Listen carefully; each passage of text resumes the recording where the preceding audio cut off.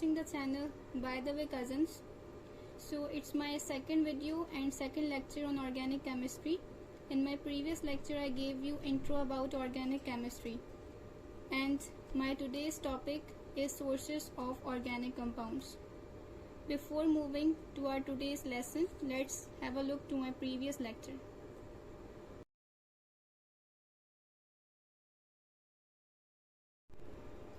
So viewers, sources of organic compounds. What are sources? Sources are basically वो जगहें जहाँ से हमें ऑर्गेनिक कंपाउंड्स मिलते हैं, ठीक है। वो सारी सोर्सेस जहाँ से हमें ऑर्गेनिक कंपाउंड्स मिलते हैं, हम उनके बारे में स्टडी करने जा रहे हैं कि ऐसी कौन कौन सी जगह है जहाँ से हमें ऑर्गेनिक कंपाउंड्स मिल सकते हैं।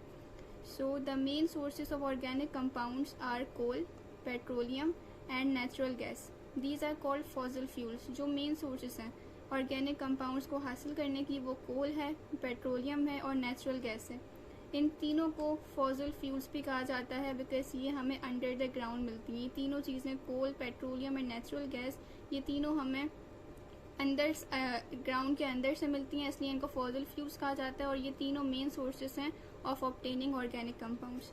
अब एक एक करके मैं आपको कोल और पेट्रोलियम और नेचुरल गैस इनके बारे में डिफाइन करूँगी।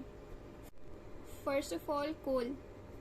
Coal is produced by the decaying of trees buried under the earth crust under the influence of temperature and high pressure. These trees got converted into coal. अच्छा, कोल बनता कैसे? कोल है तो सोर्स ऑर्गेनिक कंपाउंड्स का, लेकिन कोल खुद कैसे बनता है? कोल अंडर द ग्राउंड बनता है। जो हमारे ट्रीज होते हैं, जो पुराने हो जाते हैं, जो डेड हो जाते हैं, फिर वो ज़मीन के अंदर बरीड हो जाते हैं, उनके ऊपर बहुत सारी इन्फ्लुएंसेस होती हैं like temperature and high pressure, जिसकी वजह से वो जो बरीड ट्रीज होते हैं वो कन्वर्ट हो जाते हैं कोल के अंदर।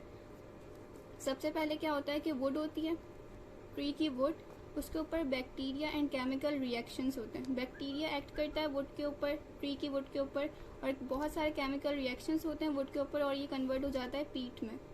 पीट due to high temperature and high pressure, peat converts into lignite. Lignite में कन्वर्ट हो जाता है पीट, और फिर लिग्नाइट के ऊपर प्रेशर लगने की वजह से ये कन्वर्ट हो जाता है बिट्यूमिनस कोल के अंदर।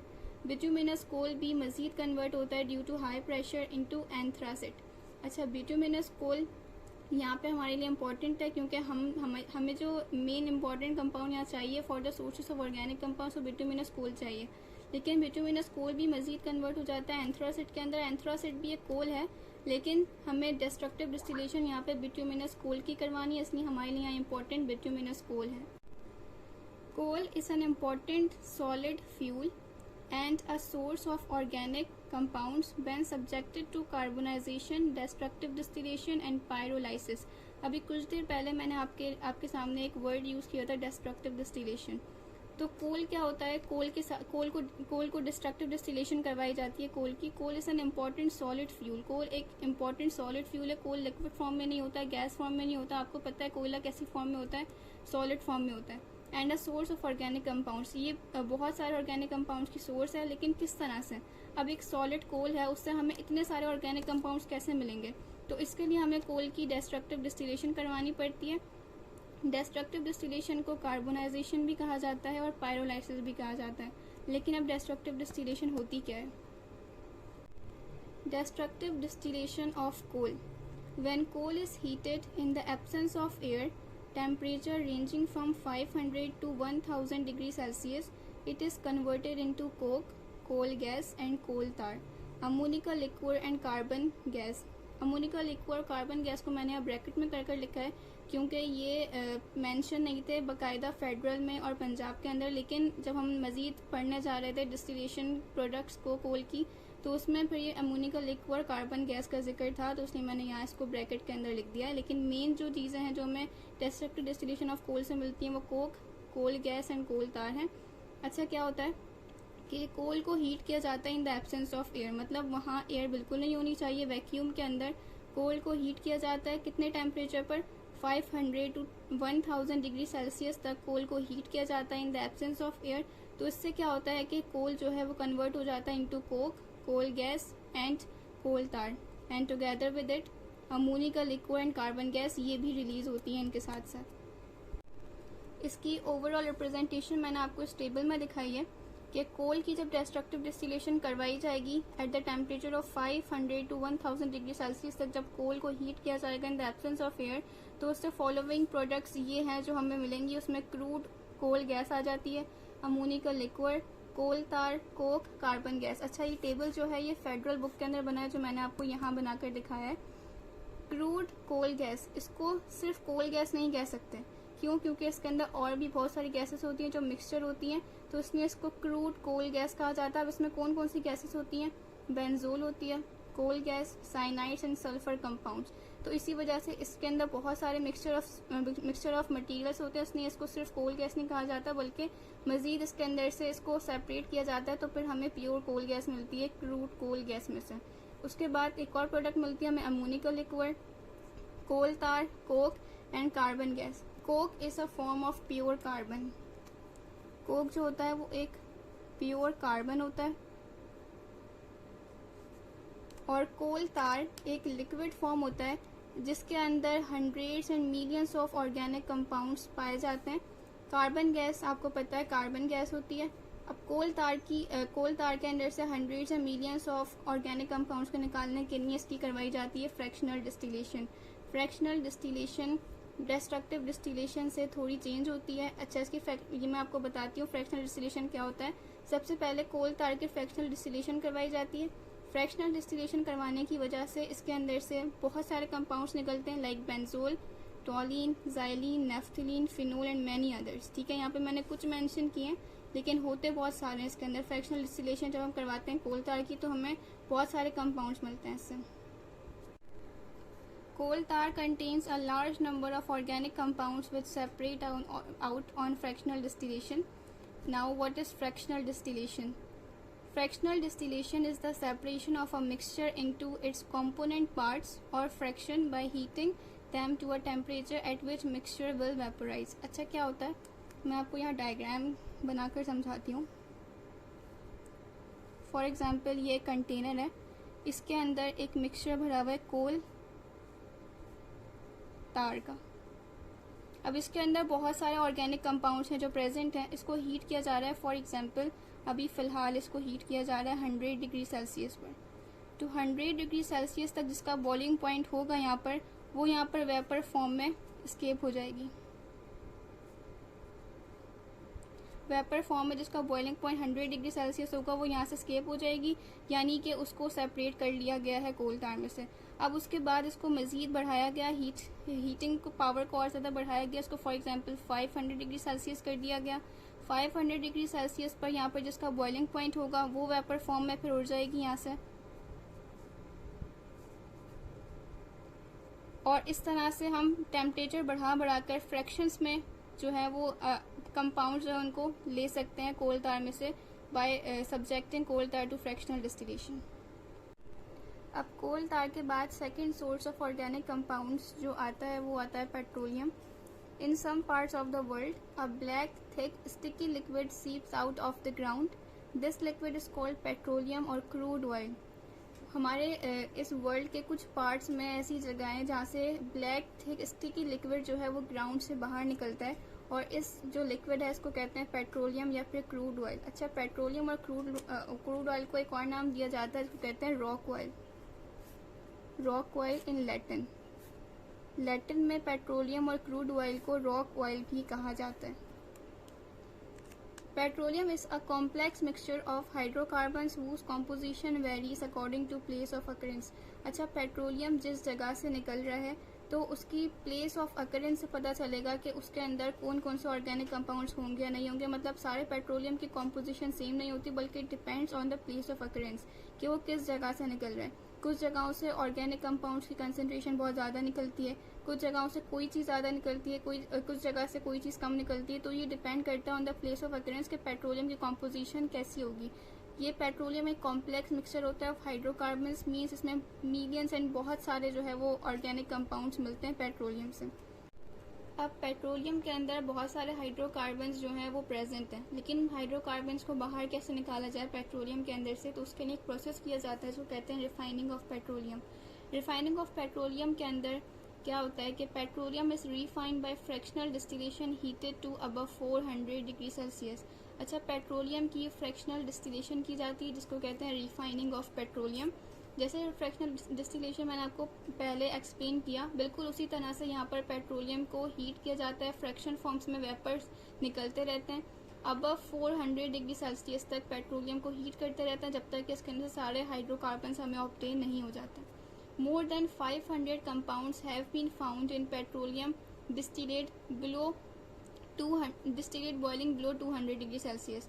अच्छा, 500 कंपाउंड्स, मोर देन 500 कंपाउंड्स हमें 200 डिग्री सेल्सियस से बिलो पर ही मिल जाते हैं। यानी हमारे पास जो है टारगेटेड हीटिंग बॉइलिंग पॉइंट जो है वो 400 डिग्री सेल्सियस है, लेकिन 400 डिग्री सेल्सियस से पहले ही 200 डिग्री सेल्सियस पे हमें मोर देन 500 कंपाउंड्स मिल जाते हैं। Means petroleum contains many organic compounds.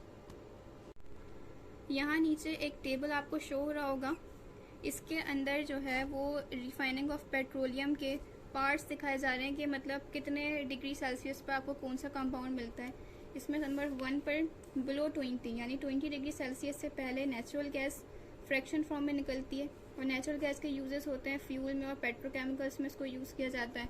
इसके अलावा 20 to 60 डिग्री सेल्सियस पर पेट्रोलियम ईथर मिलता है, उसको यूज़ किया जाता है एज अ सॉल्वेंट। फिर नंबर 3 पर 60 to 100 डिग्री सेल्सियस तक हीट किया जाता है तो उससे लिग्रोइन और नेफ्था मिलता है, ये भी एज अ सॉल्वेंट और रॉ मटेरियल यूज़ होता है।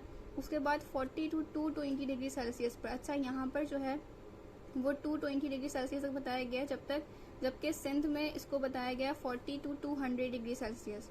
तो आप अकॉर्डिंग टू अपने बोर्ड के हिसाब से आप जो भी आपको लिखना हो अपने बोर्ड के पेपर्स में आप उसको फॉलो कर सकते हैं।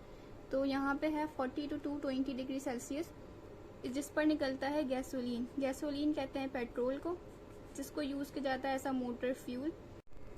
उसके बाद 175 to 335 पर मिलता है केरोसिन, और ग्रेटर देन 275 डिग्री सेल्सियस पर गैस ऑयल्स मिलते हैं। उसके बाद हमें विस्कस लिक्विड्स मिलना शुरू होते हैं, फिर उसके बाद सॉलिड्स मिलना शुरू होते हैं। तो ये इस तरह से जो है फ्रैक्शनल डिस्टिलेशन की जाती है इसकी पेट्रोलियम की। अब है क्रैकिंग ऑफ पेट्रोलियम। हमें रिफाइनिंग ऑफ पेट्रोलियम से जो गैसोलीन मिला था वो ओनली 20% था। मतलब पेट्रोल की बहुत ज़्यादा यूजेस होती हैं हमारी सोसाइटी में, बहुत सारी ऑटोमोबाइल से जो यूज़ की जाती हैं और हमें फ्यूल्स भी फिर उसी तरह से चाहिए होता है, लेकिन रिफाइनिंग ऑफ पेट्रोलियम से हमें सिर्फ 20% गैसोलीन मींस पेट्रोल मिला था। तो अब हमें ज़्यादा पेट्रोल चाहिए, अब हम क्या करें इसके लिए करनी पड़ती है cracking of petroleum. Gasoline obtained by refining is only 20%, so the surplus supplies of less desirable petroleum fractions such as kerosene oil and gas oil are converted into gasoline by a process called cracking. Gasoline की मिकदार कम होने की वजह से हम gasoline को मज़ीद prepare करते हैं बाय क्रैकिंग ऑफ पेट्रोलियम। इसके अंदर क्या किया जाता है कि जो बहुत ज़्यादा हाई कार्बन वाले कंपाउंड्स हैं, जैसे for example kerosene oil and gas oil, इसमें कार्बन की कंसंट्रेशन बहुत ज़्यादा होती है और ये हमारे पास इतने डिज़ायरेबल भी नहीं होते, इनके यूज़ बहुत कम होते हैं। तो इसमें हम क्या करते हैं, कैरोसिन ऑयल को और गैस ऑयल को कन्वर्ट कर देते हैं into gasoline by a process called cracking. For example ये एक 16 कार्बन कंपाउंड है जिसको हीट किया और हीट करके इसको 7 कार्बन के कंपाउंड में कन्वर्ट कर दिया और साथ में एडिशनल बहुत सारी प्रोडक्ट्स मिली, लेकिन हमारे पास जो इम्पोर्टेंट है यहाँ पर वो एक 7 कार्बन कंपाउंड है। गैसोलीन जो है वो नॉर्मली 7 कार्बन या 6 कार्बन के साथ पाया जाता है। तो यहाँ पे हमने क्या किया, हाई कार्बन कंपाउंड को हीट करके इसको लो कंसनट्रेशन ऑफ कार्बन में कन्वर्ट कर दिया जो गैसोलीन था जिसकी हमें ज़रूरत थी। तो इस तरह से हमें मज़ीद जो है वो गैसोलीन इस प्रोसेस से मिल गया। This process involves breaking of carbon carbon bonds and converting large molecules into smaller molecules. इस प्रोसेस में क्या होता है, कार्बन और कार्बन के दरमियान जो बॉन्ड्स होते हैं उनको ब्रेक किया जाता है और ब्रेक करके उनको कन्वर्ट किया जाता है into smaller molecules. Large molecules को कन्वर्ट किया जा रहा है इनटू स्मॉलर मॉलिक्यूल्स, जैसे मैंने अभी बताया। Now types of cracking. Punjab board की बुक में मेंशन है टाइप्स ऑफ क्रैकिंग, जबकि फेडरल में तो ये पेट्रोलियम का इतना बड़ा टॉपिक है ही नहीं, और सिंध में जो है वो टाइप्स ऑफ क्रैकिंग मेंशन नहीं है, लेकिन पंजाब बोर्ड में टाइप्स ऑफ क्रैकिंग मेंशन है। तो मैंने यहाँ पर आपको समझाने के लिए लिखी है। 3 टाइप्स हैं जो पंजाब बुक में लिखी गई हैं क्रैकिंग की। उसमें नंबर 1 पर आ जाती है thermal cracking, breaking down of large molecules into smaller ones by heating at high temperature. High temperature पे इन कंपाउंड्स को हीट किया जाए और उनको कन्वर्ट कर दिया जाए इनटू स्मॉलर वंस, इसको कहते हैं thermal cracking. Useful for production of ethene and propene unsaturated hydrocarbons. ये थर्मल क्रैकिंग का जो प्रोसेस है ये बहुत यूजफुल होता है for obtaining ethene propene unsaturated compounds. Ethene और प्रोपीन दोनों अनसैचुरेटेड हाइड्रोकार्बन्स हैं, तो अनसैचुरेटेड हाइड्रोकार्बन्स को ऑब्टेन करने के लिए थर्मल क्रैकिंग का प्रोसेस बहुत यूजफुल होता है। उसके बाद सेकेंड टाइप है catalytic cracking at lower temperature approximately 500 degree Celsius and lower pressure that is 2 atmosphere. Catalytic cracking का प्रोसेस किया जाता है लोअर टेम्परेचर पर जो कि 500 डिग्री सेल्सियस है और लोअर प्रेशर पे जो कि 2 एटमॉस्फेयर है। Catalyst use in mixture is silica and alumina. इस प्रोसेस के अंदर जो कैटलिस्ट यूज़ किए जाते हैं, कैटालाइटिक क्रैकिंग है तो कैटलिस्ट तो यूज़ किए ही जाएंगे, तो इसके अंदर जो कैटलिस्ट यूज़ होते हैं वो mixture of silica and alumina use किया जाता है। It produces gasoline of higher octane number. इसके ज़रिए, इस कैटालाइटिक क्रैकिंग के ज़रिए जो हमें गैसोलीन मिलता है, पेट्रोल जो मिलता है वो हायर ऑक्टेन नंबर का होता है, means it's of good quality. High octane, जितना ऑक्टेन नंबर गैसोलीन का या पेट्रोल का ज़्यादा होगा उतना ही उस गैसोलीन की जो क्वालिटी है वो अच्छी होगी। तो कैटालाइटिक क्रैकिंग से हमें हाई ऑक्टेन नंबर का गैसोलीन मिलता है। उसके बाद थर्ड टाइप है steam cracking. In this process hydrocarbons in vapor phase are mixed with steam, heated for a short duration to about 900 degree Celsius and cooled rapidly। Steam cracking के अंदर क्या होता है कि वेपर्स ऑफ हाइड्रोकार्बन्स को mix किया जाता है स्टीम के साथ, स्टीम H2O के साथ, heated for a short duration, कुछ टाइम के लिए उसको हीट किया जाता है टू अबाउट 900 डिग्री सेल्सियस और फिर क्विकली उसको कूल किया जाता है।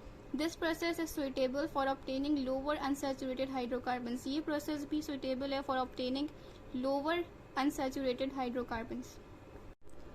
अब reforming of petroleum. Gasoline fraction present in petroleum is not of good quality. Gasoline fraction जो हमें पेट्रोलियम से मिली है अब वो गुड क्वालिटी की नहीं है, उसको गुड क्वालिटी की मीन्स हाई ऑक्टेन नंबर की कैसा बनाया जाए। So this gasoline produces a sharp metallic sound called knocking when burns an engine।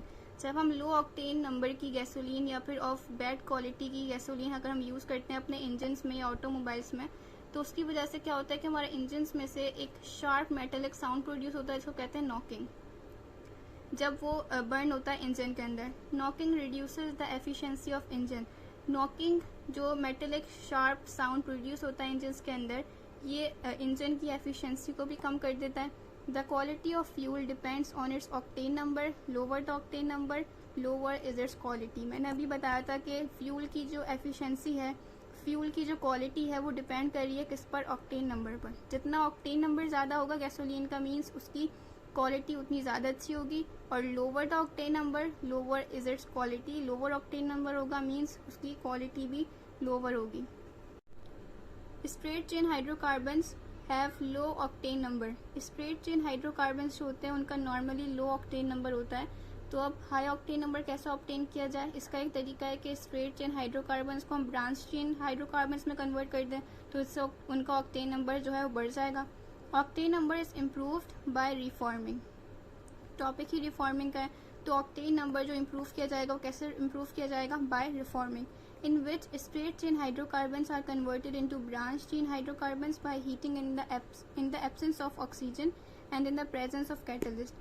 कैसे किया जाता है ये प्रोसेस कि जो स्ट्रेट चेन हाइड्रोकार्बन्स होते हैं उनको हीट किया जाता है इन the absence of oxygen and in the presence of catalyst. For example ये है कि स्ट्रेट चेन हाइड्रोकार्बन, ओके, इस स्ट्रेट चेन हाइड्रोकार्बन को हीट किया गया इन the absence of oxygen and in the presence of catalyst और उसको कन्वर्ट कर दिया गया इनटू ब्रांच चेन, जिसको 2,2,4 ट्राईमिथाइल पेंटेन का नाम दिया गया है।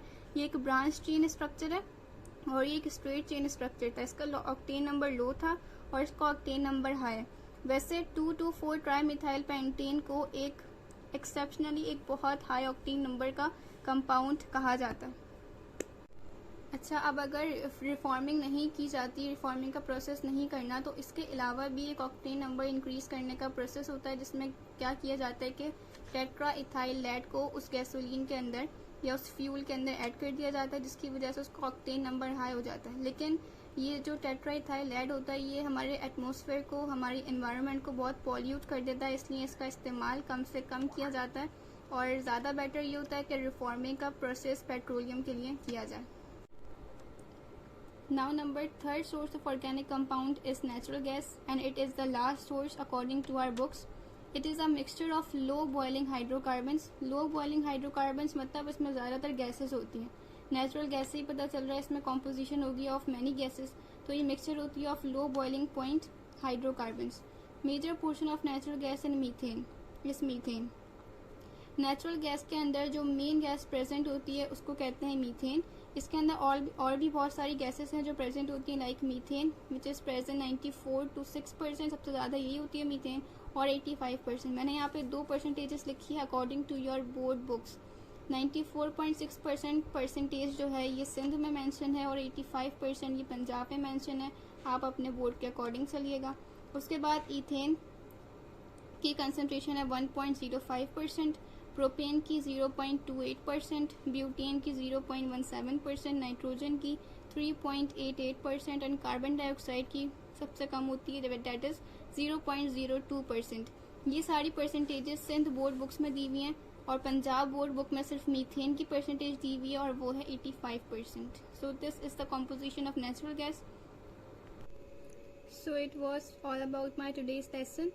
आई होप आपको समझ आया होगा. And as I told you before कि my lecture includes all 3 boards including federal, Punjab and Sindh. So if you have any question or any query, then you can ask me in the comment box. Thank you.